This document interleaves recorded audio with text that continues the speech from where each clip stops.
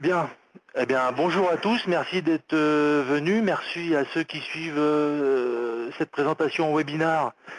S'ils ont réussi à se connecter, je leur souhaite d'être présents avec nous, même à distance. Bonjour. Donc, vous êtes invités ce matin pour parler d'un événement qui est quand même assez majeur dans notre collectivité, c'est qu'on va changer de messagerie. Aujourd'hui, tous les utilisateurs, quelle que soit leur approche avec l'informatique, tous ont un compte de messagerie et l'utilisent quotidiennement. Voilà. Donc là, vous êtes habitué à avoir un outil que vous utilisez régulièrement et on va le changer pour quelque chose de mieux. Alors pourquoi changer de messagerie? Je pense que si vous êtes là, c'est parce que vous posez cette question aussi. Jusqu'à présent, on avait une messagerie actuelle qui date de plus de 10 ans. Donc elle est vieille, parce que 10 ans en informatique aujourd'hui, c'est quelque chose qui est totalement dépassé. Il y avait deux modules, il y avait la messagerie d'un côté, qui était sur Thunderbird, de l'autre côté, vous aviez l'agenda que peu de personnes utilisaient parce qu'il fallait ouvrir une autre interface sur un mode web et travailler en mode partagé avec deux outils différents, c'est pas forcément évident. D'autre part, la gestion des contacts était aussi répartie à la fois sur Thunderbird et à la fois sur eGroupware. Donc ça a entraîné beaucoup de confusion, légitime. L'autre aspect, c'était quand vous vouliez accéder à votre messagerie de l'extérieur. On avait beaucoup de demandes, notamment lors des départs en vacances. C'était fastidieux, il n'y avait pas un accès facilité. Et si vous vouliez avoir une synchronisation sur votre smartphone, qui aujourd'hui est quelque chose d'assez courant et qu'on nous réclame très souvent, on pouvait le faire, mais il y avait de nombreux bugs, notamment avec des iPhones. Et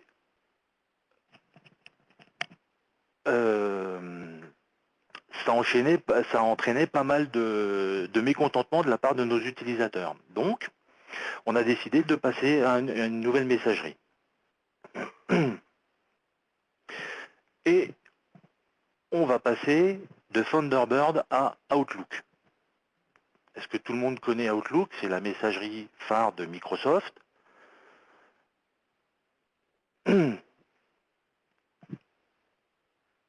Alors, qu'est-ce qu'elle va apporter, cette messagerie? Elle va apporter la possibilité de se connecter simplement de partout. Donc au fur et à mesure, on vous informera, hein, parce que ça va faire l'objet d'une campagne de communication assez régulière. Vous allez pouvoir vous connecter à partir d'un simple PC connecté à Internet. Voilà, il y aura une adresse à taper, notamment mail.marne.fr, parce qu'on a voulu faire les choses simplement, et vous aurez accès à vos mails directement, avec votre compte et votre mot de passe habituel. Ça, c'est quelque chose qu'on est en train de développer un peu partout pour d'autres outils, mais là, c'est ce qui va être fait pour la messagerie.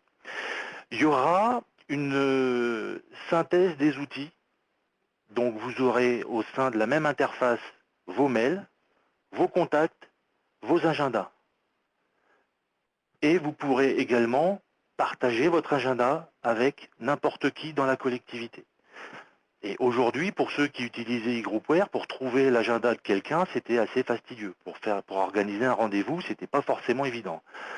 Demain, vous ne vous poserez même plus la question. Il y aura juste directement à dire, je veux voir l'agenda d'une personne, je commence à taper son nom va apparaître, je clique, je vois son agenda. Voilà.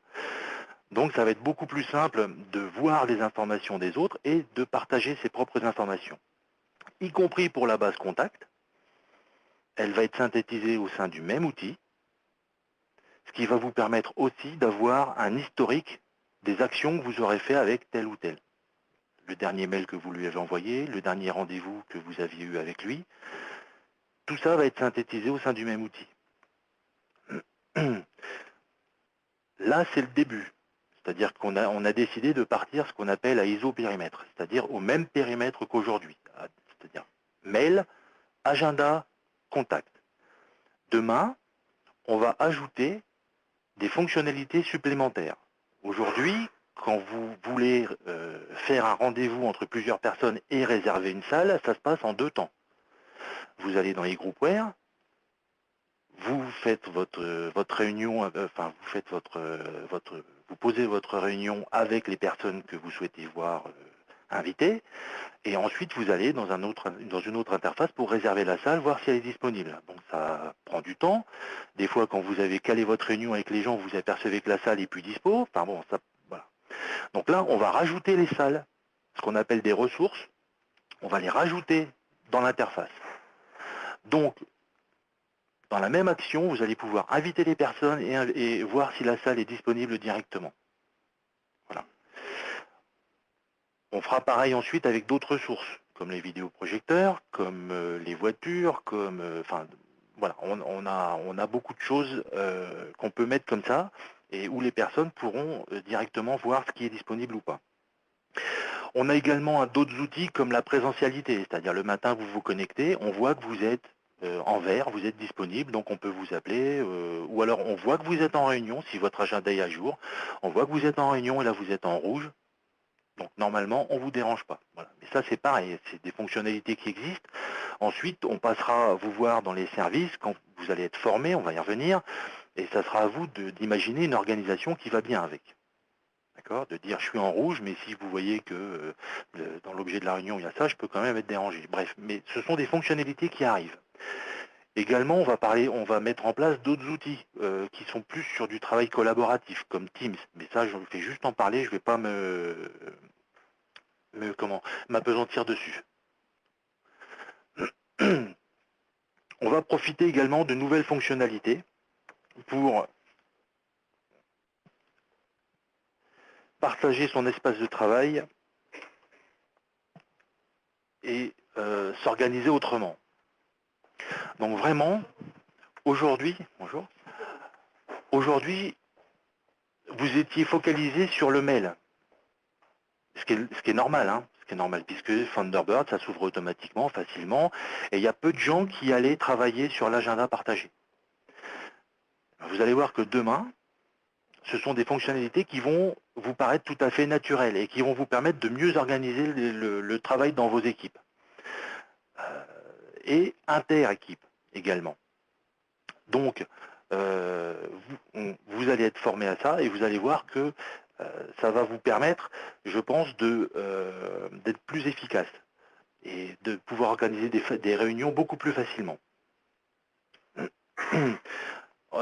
Au titre des fonctionnalités sur l'agenda qu'on peut noter aussi, on va rajouter des agendas, ça je ne l'ai pas dit tout à l'heure, des agendas transversaux comme le calendrier des CAO, calendrier des sessions. Les CAO, c'est les commissions d'appel d'offres, hein, pardon, pour ceux qui... Le calendrier des sessions, les vacances scolaires, les jours fériés, et on peut imaginer comme ça plein d'autres calendriers que vous avez et qu'on pourra partager avec l'ensemble de la collectivité ou juste avec vos équipes. Hein, si vous travaillez sur un projet particulier, par exemple, nous, dans le cadre de ce projet, avec mon équipe, on a partagé un calendrier messagerie. Voilà, comme ça, on pollue pas notre agenda et on voit pour tout le monde en même temps quelles sont les actions qui vont être faites dans le cadre de ce projet. Voilà. Et ce que je vous dis, ça vaut donc sur les PC qui seront au conseil départemental, mais ça vaut sur n'importe quel PC connecté à Internet et ça reprendra également la même interface sur les smartphones. Vous aurez cette même information tout le temps partout. Ce qui aujourd'hui n'était pas forcément le cas.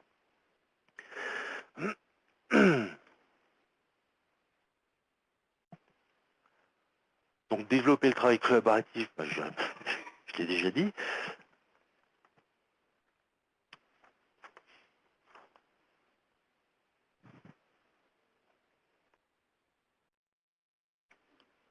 Au niveau de l'organisation sur le service informatique, les acteurs du projet, parce qu'il faut que vous les ayez en tête au cas où, parce que vous allez les croiser assez régulièrement, vous allez en entendre parler. Donc, vous avez chez nous Corinne Vernant, Thomas Lombard, qui sont sur la partie technique. On a pour l'occasion pris l'aide d'un stagiaire qui s'appelle Yann Caramel, qui lui va se charger de toute la partie communication et tutoriel, c'est-à-dire qu'il va y avoir des tutoriels qui vont être faits pour vous apprendre à utiliser le logiciel de manière récurrente. C'est-à-dire qu'il va y avoir des formations, j'y reviendrai, mais il y aura aussi la possibilité d'aller voir un espace comme YouTube, avec dedans comment créer un mail, comment créer un contact, et ainsi de suite, sur les fonctionnalités. Et puis, votre serviteur essaye de coordonner un peu tout ce projet, qui n'est pas simple, parce que ça va prendre un peu de temps, que ça va changer vos habitudes, donc ça ne va pas faire que des heureux. Je préfère vous le dire tout de suite, parce que c'est naturel. Voilà. En tout cas, voilà les personnes qui sont référentes sur ce projet. Les étapes du projet. Donc là, on est dans la première étape du projet, c'est la communication. Voilà. Donc là, c'était l'étape vraiment phare, qui marque le début officiel de ce projet.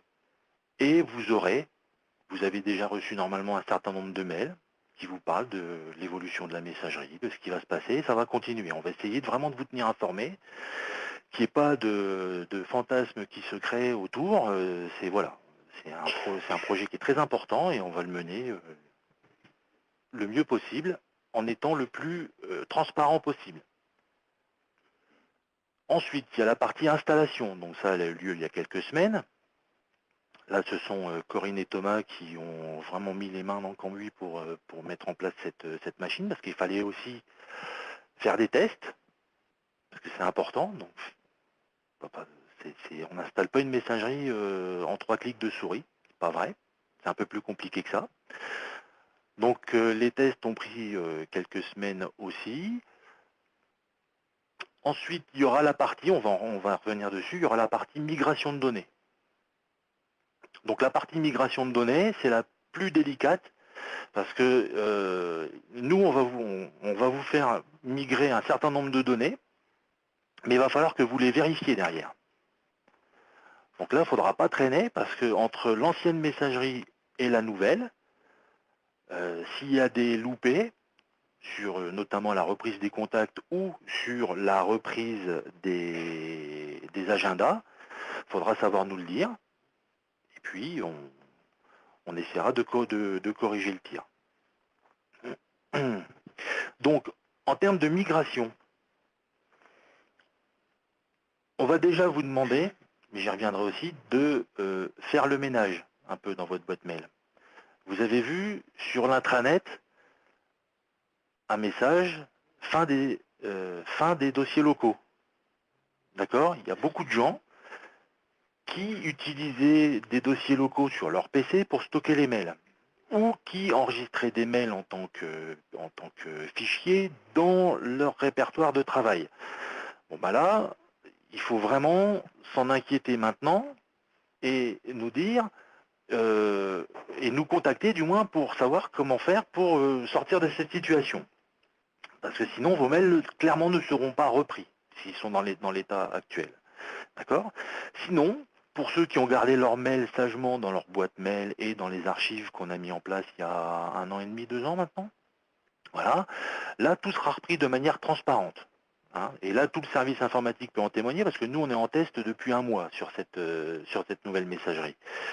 Donc l'intégralité des mails sera repris, sauf les dossiers locaux, d'accord, qu'il faudra réintégrer, mais ça, contactez-nous et on vous dira comment faire.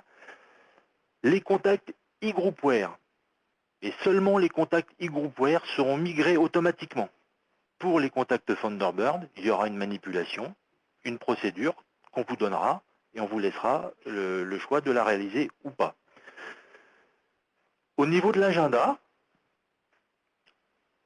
on va reprendre les 3 semaines antérieures au jour J de votre migration et plus l'infini, et tous les rendez-vous que vous avez posés dans l'avenir. D'accord? Si vous avez mis en place des règles de filtrage, ça ne sera pas repris. Il faudra toutes les refaire. Ce qui souvent est aussi l'occasion de faire un peu le ménage. Hein. Les contacts de Thunderbird ne seront pas migrés automatiquement, si je viens de le dire. Donc, il faudra faire une procédure. Je suis trop attaché à mon conducteur, en fait.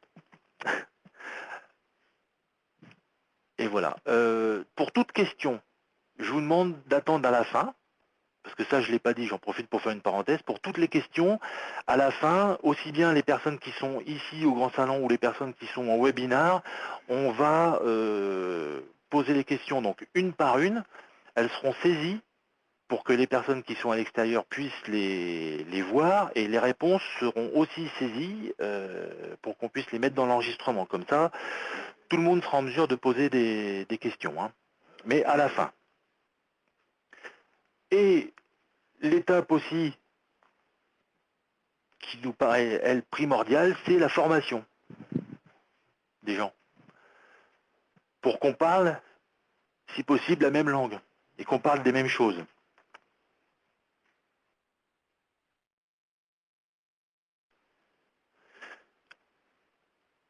La formation,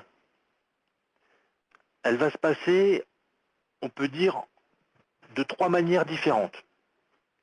La première, elle va être classique, elle va s'adresser à toutes les assistantes et les secrétaires, et assistants et secrétaires du département. Toutes ces personnes vont être invitées à suivre une formation classique en présentiel par groupe de 10, 12 personnes derrière un ordinateur. Ça va durer une demi-journée, pas plus, parce que fondamentalement, c'est pas très compliqué à utiliser comme outil. Simplement, il faut avoir quelques bases, quelques notions sur les paramétrages que vous pouvez mettre en place. Et ensuite, une fois de plus, on pourra se reporter sur les tutos qu'aura fait Yann. D'accord? Voilà. Toute l'équipe support informatique va être formée aussi. Donc si vous avez des questions, il ne faudra pas hésiter à nous les poser. Mais vous verrez qu'il y a beaucoup de ressources qui vont vous permettre de tout seul de vous faire votre propre culture sur cet outil. D'autre part, pour les gens, j'allais dire les utilisateurs normaux comme vous, moi, on va être formé lors de webinars. C'est-à-dire qu'on sera par groupe de 30, ça va durer 1h15. On va démarrer pareil un système comme ça et on verra une personne qui va nous montrer son écran et qui va nous montrer les principales fonctionnalités. D'accord? Voilà, parce que il y a un moment donné, on est confronté à une notion budgétaire des formations et on ne peut pas se permettre de former quand même tout le monde en présentiel. D'autre part, ça n'aurait pas beaucoup de sens parce qu'une fois de plus, cet outil, il n'est pas compliqué à prendre en main. Il est intuitif et aujourd'hui, on a misé sur le fait que beaucoup de personnes avaient eux-mêmes un compte soit Google, soit Outlook de manière personnelle et utilisaient quotidiennement un webmail. Parce que l'interface, je ne sais pas si je l'ai dit ça du coup, l'interface qui va être utilisée sera en mode web. Il n'y aura plus de client lourd. Donc vous pourrez, pareil, de n'importe quel PC, déconnecter votre session, enfin déconnecter la session de la personne, la rouvrir sous votre nom et accéder à vos mails de manière très simple. Donc on est parti du principe que beaucoup de personnes avaient déjà l'habitude d'utiliser ce genre d'outils. Voilà. Donc là, il y aura 4 formations par jour, par groupe de 30, voire 40, en mode web, comme ça, au webinar. Et si la personne ne peut pas se déplacer, parce qu'il y a quand même, il va y avoir des sessions de 1h15, il y en aura ouais, 12 d'ici fin juin. Non, c'est minimum 12. C'est plus, on doit être à 30, on doit être à 30 de mémoire un peu, en prenant tout. Donc ça fait beaucoup, il y a beaucoup de sessions. Et une fois de plus, soit vous vous déplacez comme vous l'avez fait aujourd'hui et vous assisterez, mais vous pourrez aussi la suivre en web à partir de votre bureau si vous voulez. Vous dites tiens, moi je peux pas, si je suis invité tel jour, telle heure à suivre la formation, mais je peux pas y être, par contre je peux être à une autre, et là je vais la suivre de chez moi, tranquille, enfin de chez moi, de mon bureau, tranquille et au calme. D'accord? Et cet agenda, il sera rendu public, hein. Enfin public, il sera diffusé à l'ensemble des agents de la collectivité. D'accord? Pour que vous puissiez choisir la meilleure session qui vous ira. Donc 3 modes, hein, présentiel, webinar comme aujourd'hui avec tout le monde avec un grand groupe, ou alors tranquillement de votre bureau. Alors pour que tout se passe bien, parce que c'est une migration une fois de plus qui est très importante, qui va prendre pas mal de temps, pour que tout se passe bien, on va vous demander, comme je viens de le dire, d'aller aux formations. Et une fois de plus, vous pourrez aller à une formation, mais 2, 3, enfin vous pourrez suivre plusieurs sessions, puisqu'elles vont être répétitives, et d'une heure et quart. Donc si, à un moment donné, vous dites, là, j'avais pas saisi ce qui a été dit, vous revenez à une autre, et vous pourrez les suivre. Là, c'est totalement libre. On va vous demander, vraiment là, j'insiste, de faire le ménage dans votre boîte mail. Et là, je parle aux personnes qui ont des boîtes mail de plusieurs gigas. Il y en a. Il va vraiment falloir faire le ménage. Peut-être aussi revérifier certaines longueurs de dossiers ou sous-dossiers, enfin, voilà. Donc ceux qui correspondent à ce que je viens de dire, c'est-à-dire grosse boîte mail, plein de sous-dossiers, des rangements un peu partout, contactez-nous, faites-nous un mail pour dire comment je peux faire au mieux. Et puis, on va vous demander de rester serein. On est entre collègues, on ne cherche pas à vous faire du mal du tout, au contraire, mais il y a des fois, ça ne se passera pas forcément bien. Voilà, on le sait, déjà. Voilà. Donc vous inquiétez pas, nous, c'est pas, on veut que tout se passe au mieux. Donc, soyons conciliants les uns envers les autres. Voilà. Mais là, les tests qu'on a déjà faits, franchement, laissent augurer plutôt quelque chose de plutôt sympa. Voilà. Alors, maintenant, le planning. Parce qu'à un moment donné, voilà, 2000, combien 2000 boîtes 1700 boîtes OLED, 1700, voilà. Donc 1700 boîtes utilisateurs, ça ne se migre pas d'un coup de baguette magique. Voilà, une fois de plus, il y a beaucoup de vérifications à faire, ça prend du temps. Donc là, je vais vous présenter le planning, le macro-planning, qui va grosso modo se découper en 2 temps. On va former, je vais le faire de manière rétro, on va former tout ce qui est la DSD et les CSD à partir de septembre. Non, non, j'ai dit de manière rétro, donc septembre. Ce seront les derniers à être formés, parce que ce sont les plus nombreux, ils ont beaucoup de sites distants, et pour organiser les sessions de formation, c'est pas forcément évident, et il faut vraiment prendre beaucoup de temps, parce que les salles de réunion qu'ils ont sont beaucoup prises à l'avance, donc voilà, on a décidé de les reporter à septembre. Pourquoi à septembre? Parce qu'on ne veut pas travailler juillet, août, avec tous les gens qui sont en congé et autres, on ne voulait pas rater un utilisateur ou autre. Les autres directions seront formées entre le 14 mai et fin juin. Donc là, demain, là on vous laisse partir, profiter des ponts, et après, on y va. Donc reposez-vous. Non, je plaisante. Je plaisante, ça va bien se passer. Donc dans l'ordre, à tous seigneurs, tout honneur, on a pris notre direction, parce que tant qu'à s'expliquer, autant s'expliquer en famille au début, si détecter tous les problèmes. Ensuite, on va former, alors la DGSD, c'est le cabinet, c'est la direction générale, la communication, merci, oui. Ensuite, donc le cabinet, oui. Ensuite, tout ce qui va concerner la DELM avec les TOS, ça c'est pas rien non plus parce qu'ils sont nombreux. Les services centraux de la DELM, la bibliothèque départementale et les archives départementales.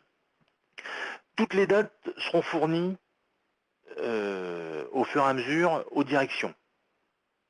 Là, je ne voulais pas alourdir le slide, donc c'est pour ça qu'il n'y a pas de date. Mais là, on est déjà début juin avec la DELM. Ensuite, la DRH agit. Ensuite, la DPDE. Pour terminer par la DRD, pour les mêmes raisons qu'évoquées pour la DSD, c'est-à-dire c'est une grosse direction avec, il faut anticiper la convocation des personnes, la réservation des salles de réunion et autres. Donc c'est pas forcément évident. En plus, ils sont répartis eux aussi aux 4 coins du département. Donc on va essayer d'être au plus près d'eux. Et pour terminer par la DSD. Donc oui, pour terminer, pour compléter, on va faire des salles de formation sur Reims, sur Châlons, sur Épernay. D'accord ? Voilà. Pour que les personnes n'aient pas énormément de kilomètres à faire et une fois de plus, qu'on soit au plus près d'eux. Voilà. Et une fois de plus, si vous voulez suivre en WebEx ou en webinar, ça sera parfaitement possible. Voilà. Non, je vous remercie. Si vous avez des questions, ça va être maintenant. On va les basculer à l'écran. Et si vous avez des questions inavouables que vous ne voulez pas partager en public, vous pouvez nous faire un mail à outlook@marne.fr et on y répondra. C'est vraiment la boîte sur laquelle il faut vraiment poser toutes vos questions, qu'elles soient techniques, fonctionnelles ou autres. D'accord ? Alors là, vous avez le module questions en bas. Donc, je parle pour ceux qui sont au webinar. Déjà, si vous voulez poser vos questions, c'est maintenant, c'est en bas du module. Vous pouvez cliquer dessus et taper et on va lire votre question au fur et à mesure. Est-ce que là, dans la salle, il y a des gens qui ont des questions? Magali? Non, non, je t'écoute, vas-y, vas-y. Alors, la question, c'est... Je répète la question pour que les gens du webinaire puissent la lire. Alors, c'est est-ce que pour continuer à partager son agenda, on devra continuer à dire quel droit je définis aux utilisateurs? La réponse est oui, parce que je vais pouvoir partager mon agenda de plusieurs niveaux. Mais par contre, à n'importe qui, c'est-à-dire qu'aujourd'hui, pour partager son agenda, fallait soit si c'est une personne de son équipe, et là ça allait, mais si vous vouliez le partager à quelqu'un d'extérieur, fallait dans Default, le retrouver, enfin c'était un peu compliqué. Il n'y avait pas vraiment les noms de marqués, ça faisait une suite de chiffres et de lettres qui était assez longue et qu'on ne comprenait pas. Là, c'est juste, je veux partager mon agenda, il va vous dire, ok, tapez le nom de la personne, je vais commencer à taper le nom de la personne, automatiquement il va apparaître, je le choisis, et ensuite je lui dis, je veux partager uniquement ce qu'on appelle en mode libre occupé, FreeBusy, ou je veux qu'il ait accès aux informations de mon agenda, c'est-à-dire qu'il voit où je suis, ou alors il peut même aller modifier mon agenda. Voilà, donc on reste dans le même modèle qu'avant, mais plus simplement. Ah, et Thomas me dit que occupé, c'est automatique même. C'est-à-dire que par défaut, si on veut voir l'agenda de quelqu'un, on verra automatiquement s'il est libre ou occupé. Voilà, mais on verra rien du tout. Ça fera juste un pavé et terminé. Voilà. Oui.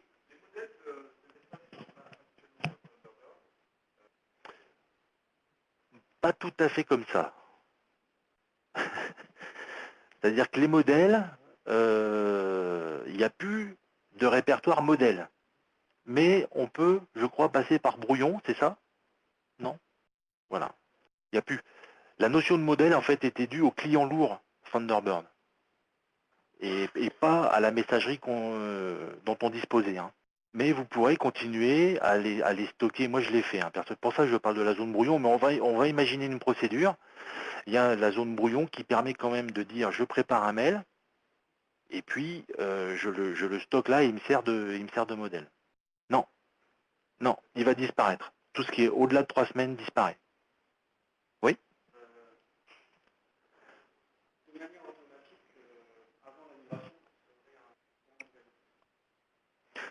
Voilà. Donc pour résumer, pour ceux qui n'ont pas forcément entendu, qui sont dans les salles extérieures, on peut reprendre de manière exceptionnelle l'agenda à J moins l'infini, J plus l'infini, mais ça sera de manière exceptionnelle et c'est l'utilisateur qui le fera lui-même. Et effectivement, c'est quelque chose que je n'avais pas dit, quand votre compte de messagerie sera migré, vous aurez automatiquement un message en ouvrant Thunderbird ou en allant dans eGroupware qui vous dira que vous n'avez plus accès à votre messagerie ancienne et qu'il faut basculer sur la nouvelle. Voilà. Est-ce qu'il y a d'autres questions? Oui. Non. Il va falloir les reprendre, les mails. Donc c'est tous les mails qui sont enregistrés en fait un par un dans des dossiers en tant que mail, des fichiers .eml. Ceux-là ne seront pas repris. Il va falloir, je sais pas comment on va faire pour les réintégrer dedans. Ouais. Ouais. Il faudra prendre un outil de visualisation. Ouais. Donc ce que me dit Thomas, c'est que ce que me dit Thomas, c'est qu'il faudra utiliser un outil annexe pour visualiser ces mails-là. Il faudra utiliser un outil annexe pour visualiser ces mails-là, si vous en avez vraiment beaucoup. Mais sinon, le mieux, c'est effectivement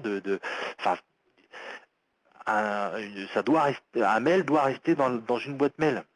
Parce que le fait de le sortir... Pardon? Oui, mais sinon, il faut nous demander pour la agrandir. On aurait pu le faire, mais oui. Là-dessus, je dois faire un mea culpa. C'est vrai que sur la gestion des boîtes mail, on n'a pas toujours été très cohérent dans l'information qu'on a transmise. Là, je suis tout à fait d'accord. Mais donc, du coup, là, cette migration va aussi permettre de remettre complètement les choses à plat, avec un traitement unique pour l'ensemble du système. Mais en tout cas, oui, les fichiers EML enregistrés dans des dossiers de travail, ceux-là, ça va être très compliqué de les reprendre. Oui, Charlie?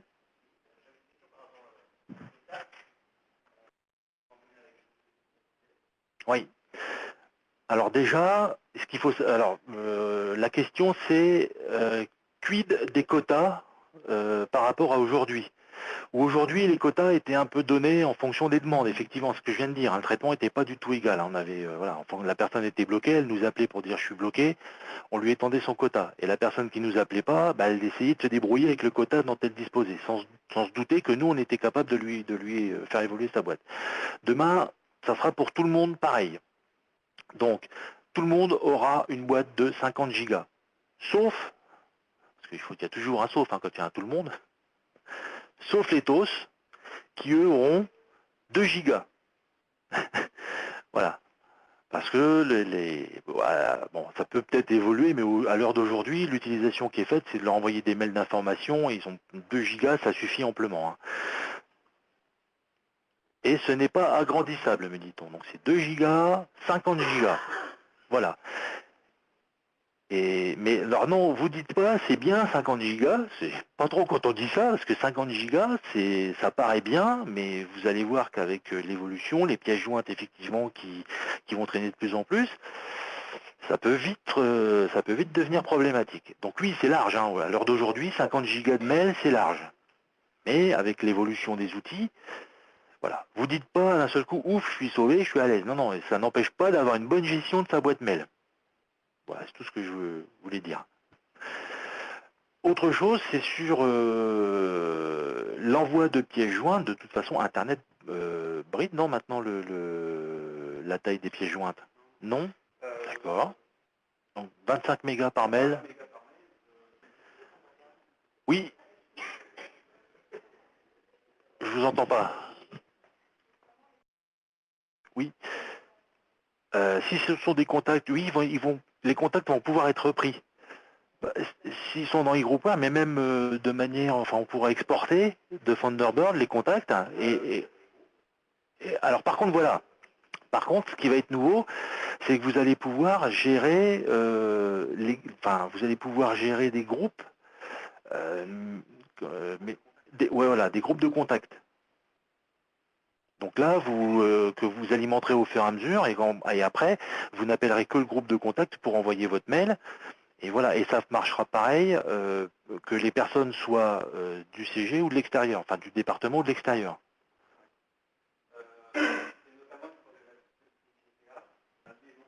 Hmm. Ouais. Voilà. Et sur la gestion des modèles, ben, je répète ce que je disais tout à l'heure, allez aux formations et puis posez les questions. Et là, vous aurez sans doute, avec le formateur, vous arriverez sans doute à trouver une solution. Mais effectivement, il y a des choses qui vont changer. Parce qu'on change, alors, soyons très clairs, on change pour du mieux. Hein. Ça, c'est clair et net. Vous allez voir, la différence est vraiment flagrante. Par contre, il y a des fonctionnalités sur lesquelles vous aviez l'habitude de vous appuyer qui vont changer, effectivement. Et qu'il va falloir, modifier la façon de faire. Oui. Alors, ça dépend. Si c'est un dossier local, c'est-à-dire c'est... oui, non. Là, tout ce qui est fichier EML, c'est ce qu'on disait tout à l'heure, il va falloir utiliser un autre outil pour pouvoir les consulter. Ah oui. Ben, si c'est... Ouais. Mais ça va être long. Voilà. Mais reprendre le slide de tout à l'heure, quand je disais il va falloir faire le ménage, ça fait partie de ça. Il va falloir... Non, non, je parle au sens large.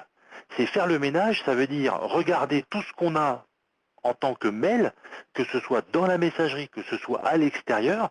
C'est ça que j'appelle faire le ménage en fait. C'est de regarder tout ce qui est utilisé aujourd'hui en tant que mail, comment j'ai fait, qu'est-ce que j'ai classé et où je l'ai classé, et ensuite nous contacter pour dire voilà, moi je suis pas dans un cadre classique, c'est-à-dire j'ai des mails que j'ai mis dans un dossier, comment je peux faire? Voilà. Non, ça n'a rien à voir. Mais pour les autres, il faudra effectivement soit utiliser un outil annexe pour lire les mails, soit faire une réimportation un par un de tous les mails. Donc ça va être long et fastidieux. Ben oui. Oui, mais quel est le rapport avec les courriers postés? Mais de toute façon, je redis ce que j'ai dit tout à l'heure, le mail doit rester dans la boîte mail. Donc là, il se trouve qu'il a été exporté, il faudra le réimporter. Il faudra le réimporter. Ou, oui, c'est pareil, c'est pareil. C'est des fichiers EML. Alors, non, a priori, la JET sera les liens. T'es sûr? D'accord. Donc la JET sera les liens. Alors, là, le webinaire qu'on est en train de faire, on teste l'enregistrement pour voir comment on va le republier après. Parce que là, l'idée, c'est de ce qui se dit, ce qui se fait là, l'idée, c'est de le republier ensuite à l'ensemble des agents. Et donc là, une des sessions de formation, parce que ça va toutes être les mêmes, hein, c'est des sessions d'1 h 15, une des sessions sera enregistrée et sera effectivement mise à disposition de tout le monde, sous réserve de non-difficultés techniques. Voilà, mais non, mais normalement ça devrait aller. Alors au départ, nous, pour des questions de facilité, on envisage de le faire par service. D'accord? Parce que voilà, c'était plus simple hein, de prendre l'organigramme et de dire on découpe et on fait par service. Donc on va faire tous les agents de la DRD ensemble, tous les agents de la CSD ensemble. Si on reprend le planning qu'on a vu tout à l'heure, on est vraiment parti direction par direction. Ceci étant, les personnes qui seront convoquées à des réunions comme celle-ci de formation en webinar, c'est ce que je disais tout à l'heure, s'il y a quelqu'un qui n'est pas du service ou de la direction qui veut venir, il pourra venir. Et s'il veut le suivre, la salle de formation sera ouverte de toute façon. Comme aujourd'hui, c'est un WebEx. Donc si la personne dit « je sais qu'il y a une formation ce matin et j'ai le temps pour la suivre », je me connecte et je suis la formation. Voilà. Et ça de n'importe où. De mon bureau, de chez moi, voilà. Donc c'est ouvert.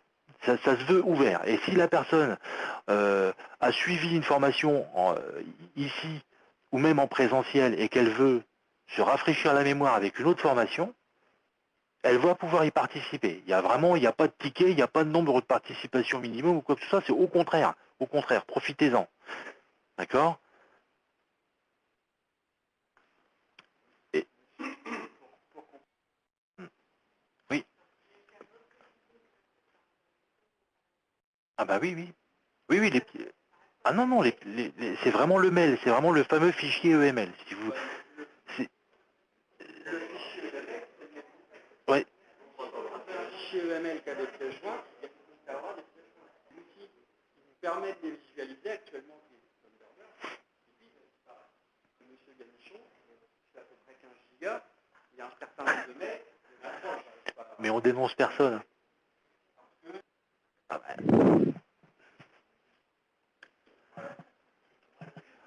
Ouais. Attends, j'entends pas. Oui. Oui. Oui. Mais c'est déjà le cas aujourd'hui, hein. Donc aujourd'hui, chaque agent aujourd'hui dispose d'une boîte mail. Oui. Bah là, ouais.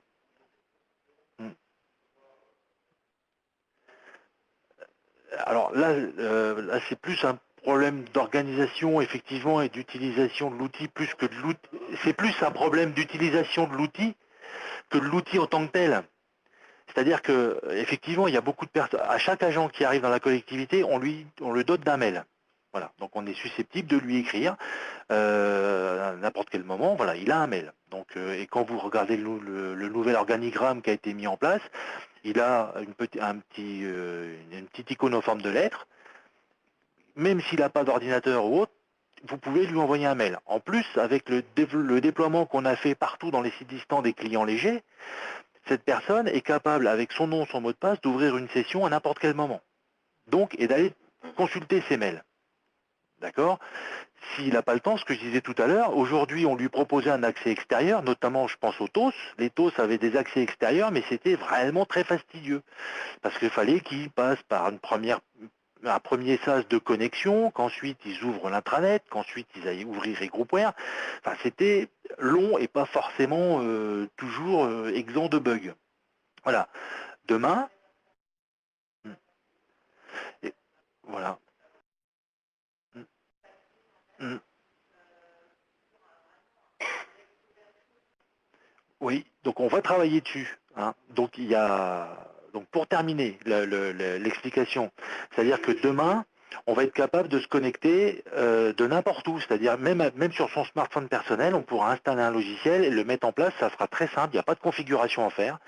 Il faut juste se souvenir de son mot de passe. Je vais changer de casque parce que là j'entends un petit bip, donc il faut mettre le son.